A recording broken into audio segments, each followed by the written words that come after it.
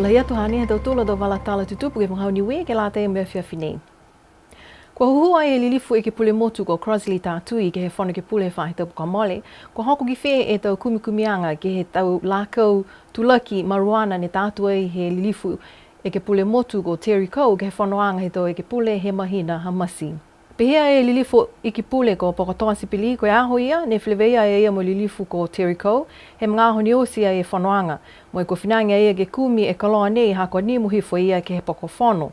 Kumikumi ai he lilifu i ki pule ko Sipili ke he tau tangata ngahua, mo i loa ai, koe osini e whono si whamea he tau tangata ngahua e poko whono, mo i uta ke he tau vewe mai he poko, lau ia ai foki e tau koloa tulaki nei. Pehea ia, kua tungi e tau vewe nei, mo e linga tungi foki ni e tau tulaki nei. Pehe e lilifu hukui palimia ko Billy Tālangi, koe whai malikisi haki e tau tupi maua mai he tau kautaha e whahe pisinisi he whakatuwhono. Pia hana tali ke he taha e tau huhu he whono ke pule mai he lilifu ko Terry Coe, hanga wia ke he tau tuanga tope he tau pisinisi he whakatuwhono koe tau state-owned enterprises. Kai pehe e hukui palimia nā kai la katoa ia e tau hokotaki pepa tupe he tau pisinisi he whakatuwhono. Tō tuanga ia ni ke he tau uawhi me hongfulu maono. Kai whaia mamana ki anga lau tōlu ke maua whalu tangata ngahua fōu, ke langamatai ke whakakatoa e tau pepa tupe nei, ke hoko mai ke he tau nei. Ko whakailo ai fōki he hukui palimia ko lilifu ko Billy Tālangi ke he whano ke pule whahe tau puka mole e taha ko misi fōu kua whakatua he kapeneta, ke matakaki ke he tau ngahua whakatupe mai whafo, he tau koutua mai whafo, ne whakahingo ai e matakau nei koe Project Oversight Steering Committee. Pehea ia, ko lau tōlu ki loto he komisi nei, ko he kui tohi kupulahi he whakatuwhano, ko he tau Director Generals, mo he tau ulu whakatonu he tau whahinga hua Central Agencies he whakatuwhano. Whano ai e komisi nei langa ua he mahina, mo he tātua e halau tōla tau hokotaki, mo he tau kupupulanga ke kapeneta. Ko e o kia ki whahe tau puka male, ne tau se taha whakalilifuanga whahiku ke lata e mo e taha pulotu loia he motu, ko Crystal Toipenina Anne he kau. Toka longa tau tangata he motu ne tolo atu ke kau whalataha mo he hana tau mga whao me tau kapisinga, ke he whaitunga he tau tangata tapu ke he tau aho whakamui nei i Aopahi i Alofi. Ko e tau uawhi me hongfulu maono ne i loa ai ko maua e ia ke he ngangao ke lea koe cancer, mo e o atu e ia mo he hana taani mo e tau whanau ki New Zealand. O ki oke e ia he aho whahe mahina nei, mo i liua ki mai hana sino ki niwe he aho whaleile he whahe tau pukua male.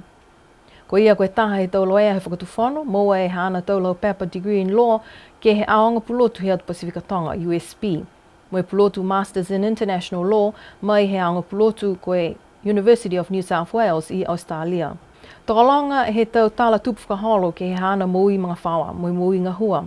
Ko whakamoli ke he hana a makaka mo e loto matala ke he koe taha he tau loea he whakatuwhono. Si pihia fō ki hana a makau ke he moui mga whawa. Tala hau ai me whakakisa e hana tukoua ko Ofa Aho Sivi, mo e tau lafu hanina, e tau manatu whakau e lahi ke tau tangata osi, mo e tau matakau kehe, ne longa e tau langa matai kia ia, tali mai he maua ia e ngangao nei. Ko penina, ko he tama whiwhine whakahiku, he tau whanau toko hongfulu malima ha mai he toi mo makamau he kau. Tōlungu fulmaono e tau mui hana, mo e toka hifo ia e hana a tukoua ko Ofa Aho Sivi, mo e halaua a tau whanau tukoua.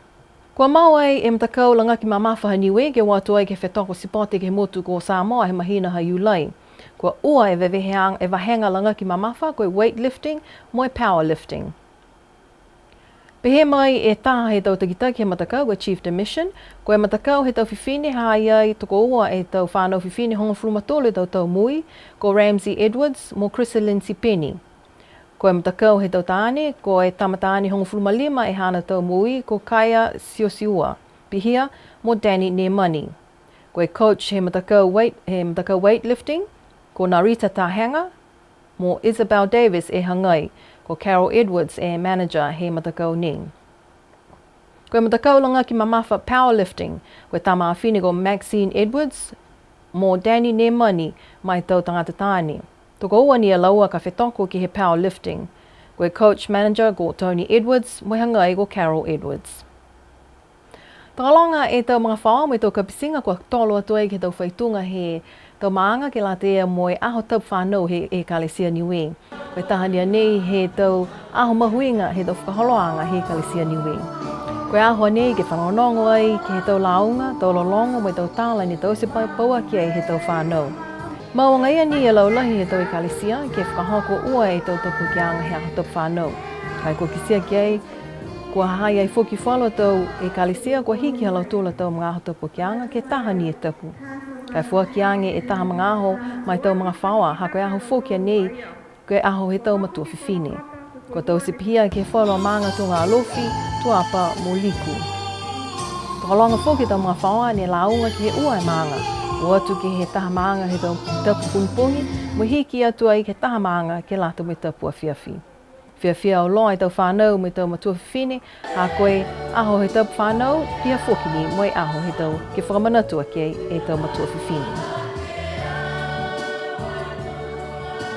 Si pihia hado tōla tau walatala tutupu ki he wanga hauniwe ke late e mo e a whiawhi nei, no nofua mo i munui ne pō.